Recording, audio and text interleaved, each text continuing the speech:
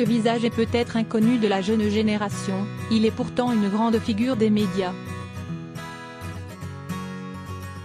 Henri Chapier, célèbre journaliste et animateur de télévision, est mort à l'âge de 85 ans dans la nuit de samedi à dimanche, a annoncé la Maison européenne de la photographie.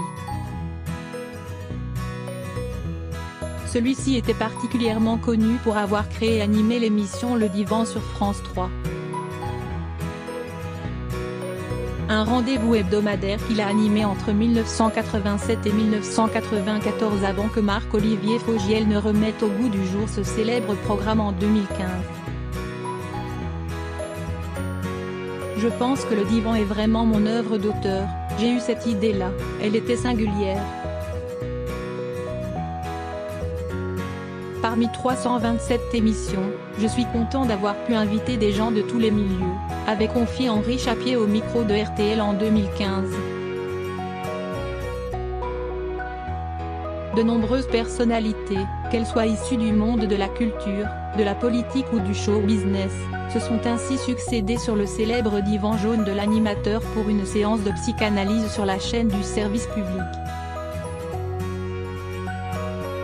Parmi elles, Simone Veil, Jeanne Moreau, Helmut Newton ou encore Serge Gainsbourg qui avait refusé de s'allonger sur le divan. L'artiste, star de la provocation, avait expliqué préférer la position couchée à dos. Ce dandy affable à la chevelure blanche et à la voix nasale arrachait d'intimes confessions à ses invités. Il débutait toujours ses interviews par la même question, quel genre de garçon, ou fille, étiez-vous à l'âge de 7 ans? Chiracien notoire, il a cofondé en 1978 Paris Audiovisuel qui deviendra la Maison européenne de la photographie, créant le mois de la photo à Paris et fait de la capitale l'une des métropoles phares de la création photographique contemporaine. Marc-Olivier Fogiel, à qui le flambeau du divan lui avait été confié, a réagi à sa disparition sur RTL. Évidemment, je m'attendais à son départ mais quand ça arrive, on a le cœur qui saigne.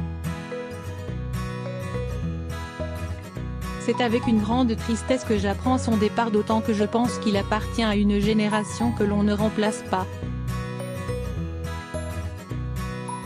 Ce journaliste est né à Bucarest, en Roumanie, le 14 novembre 1933, d'un père français avocat et d'une actrice autrichienne, avant de fuir son pays natal avec sa famille en 1947.